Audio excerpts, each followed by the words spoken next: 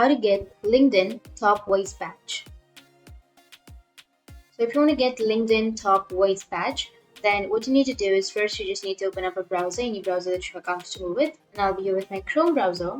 Once you're here on the browser, you just need to simply go and search for LinkedIn. And once you've searched, you need to go with the first search, which is linkedin.com, and make sure to log in or sign into your account. And once you've logged in, you need to go with the search, which is here on the upper left, and search for Community Voice Badge. Go with See All Results, and this page is related to the badge of Community Voice Badge. You will find a list of users who have been awarded this badge. Take some time to explore their profiles and choose a user from the list who has the Community Voice Badge. Click on their profile to view more details. Once you're on the user's profile, look for the Community Voice Badge.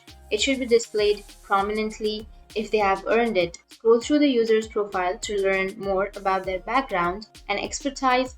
If you would like to explore more users within the badge, repeat the process by searching for another user from the Community Voice Badge page. As you explore different profiles, pay attention to the career details of users who have earned the badge. This can give you insight into the types of professionals who qualify for this recognition. Take note of the skills listed on the user's profile and any endorsements they have received from other LinkedIn users. Remember that to earn the badge, you must be in the top 5% of contributors and one of the first 2,500 badge holders for a specific skill. Additionally, you must maintain your position within the top 5% to keep the badge beyond 60 days. Ensure that you meet LinkedIn's trust standards as outlined in their professional community policies. And if you have any questions, feel free to comment below. Thanks for watching.